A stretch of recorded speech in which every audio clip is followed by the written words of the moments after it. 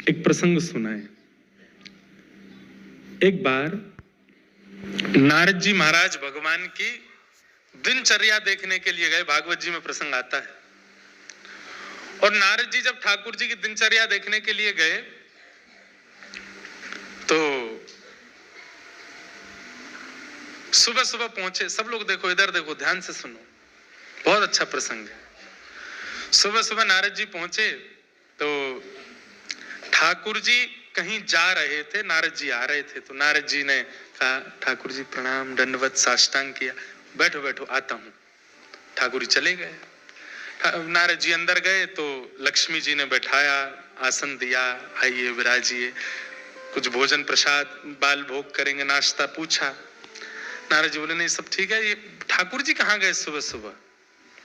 तो लक्ष्मी जी बोली ये रोज जाते हैं, सुबह उठते ही चले जाते हैं। कहाँ जाते हैं ये मुझे नहीं पता, सुबह उठते ही स्नान ध्यान करके चले जाते हैं। तो नारद जी हमारे जो हैं, जैसे हमारी जीवन के स्क्रिप्ट राइटर ठाकुर जी हैं, ऐसे ठाकुर जी की लीला के स्क्रिप्ट राइटर नारद जी हैं। कई बार कई लीलाएं तो नारद जी की वजह से होती है ठाकुर जी के जीवन में। तो नारद जी बोले अच्छा कैसी गृहिणी हो आप कि आपके पतिदेव सुबह सुबह कहीं जाते और आपको पता ही नहीं है। ठीक है, अब वो तो परमात्मा है, अपनी इच्छा, ना जाने क्या क्या उनकी लीलाएं हैं, हमने कभी विचार भी नहीं किया। नहीं नहीं गलत कर रही हो आप, यहाँ आपका पातिव्रत धर्म नष्ट हो रहा है। आपके पतिदेव सुबह सुबह उठ करके कहीं जा रहे हैं और आप देखती तक नहीं हो उनकी ओर। तो लक्ष्मी जी के मन में शंका आ गई। इस शंका उत्पन्न करने वाले भी कई लोग होते। कई लोगों में शंका होती नहीं है, शक होता नहीं, पर कई लोग करवा देते हैं। अच्छे रूप में हो तो कोई बात नहीं है, बुरे रूप में नहीं होना चाहिए। नारद जी महाराज ने शंका उत्पन्न करा दी। बोले क्या करूं मैं, आप बताओ। बोले कुछ नहीं, कल जब सुबह जाएं तो पीछे पीछे जाना, आप देखना कहां जाते हैं और थोड़ा पता तो लगाओ, बाकी आगे का हम देख लेंगे सब क्या करना है।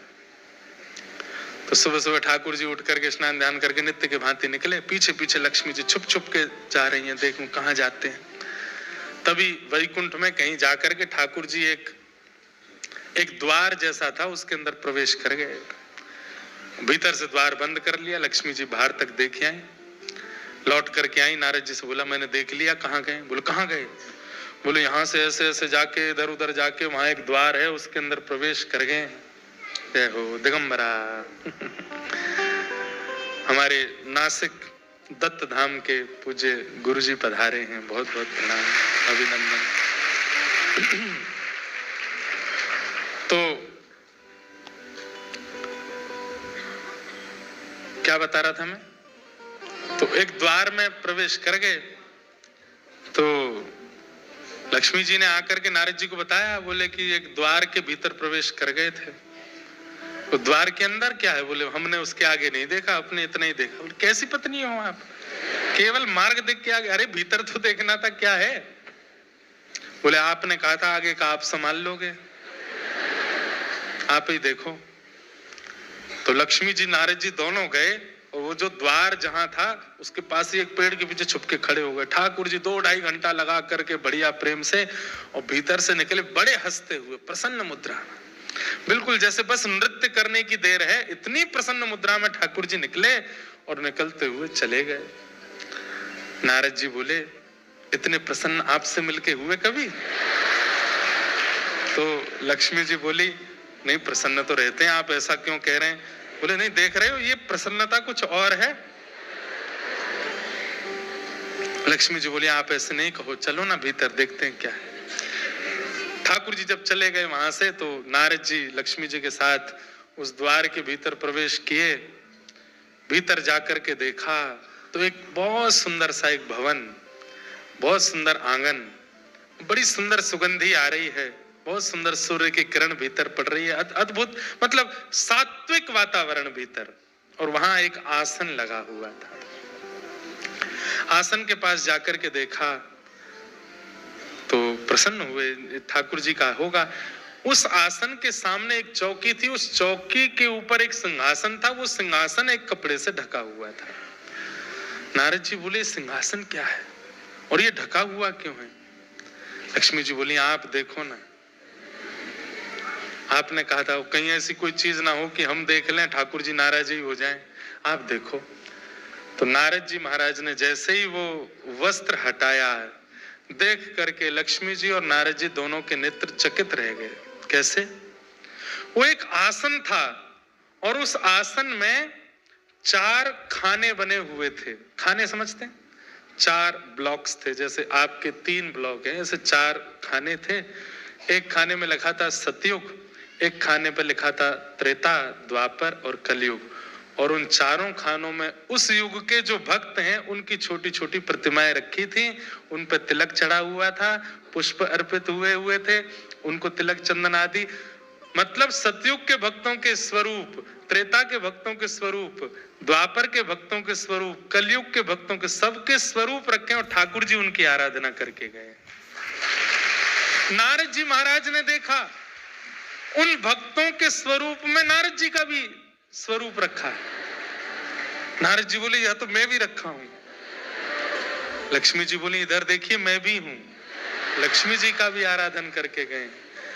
वहां पर मीराबाई का भी स्वरूप है, गोस्वामी तुलसीदास जी का भी स्वरूप है, हमारे श्री तुकाराम जी महाराज का, ज्ञानेश्वर माउली का, सबके स्वरूप विराजमान, और ठाकुर जी उनको प्रणाम कर रहे थे। देख करके नारद जी के नेत्र सजल हो गए। बोले कैसे भक्त वत्सल हैं ठाकुर जी, पूरा विश्व इनको वंदन करता है और वो अपने प्रत्येक भक्त का वंदन करते। मेरा सुमिरन हरि करें, ध्यान से सुनिएगा, मेरा सुमिरन हरि करें। भक्ति की पराकाष्ठा क्या है?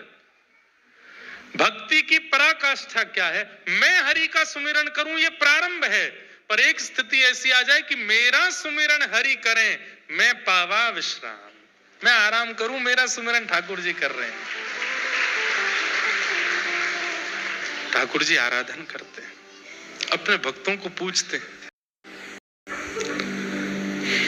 सोचो, आप जैसे नहलाते हो, आप जैसे वस्त्र पहनाते हो, जैसे भोग वैसे ही वैकुंठ में जरूरी नहीं आपकी करते होंगे, पर जो भक्त श्रेणी होगा, हाँ मुझे कुछ अपने वृंदावन के और हमारे व्रजमंडल के कुछ ऐसे रसिक जन दिख रहे हैं अभी भी, जिनके स्वरूप की आराधना ठाकुर जी करते होंगे, वो हैं उस लायक। ठाकुर जी इत्र लगाते होंगे, ठाकुर जी पोशाक पहनाते होंगे, और सही बताऊं तो ठाकुर जी जैसी आराधना करते हैं वैसे ही फिर वो लोग हमको यहाँ दिखाई देते हैं, वैसे ही उनका स्वरूप दिखने लगता है। अब रसिक संत जनों को आप देखो, मैं कहा करता हूं, उनके वस्त्र 200-300 रुपए के वस्त्र पहनते हैं, मुख पर कोई क्रीम पाउडर लगाते नहीं है, सामान्य सा उनका वेशभूषा स्वरूप रहता है, फिर भी उनके प्रति इतना आकर्षण क्यों है? क्योंकि ठाकुर जी उनके निश्चित स्वरूप की सेवा करते होंगे। ठाकुर जी भक्त अधीन हैं,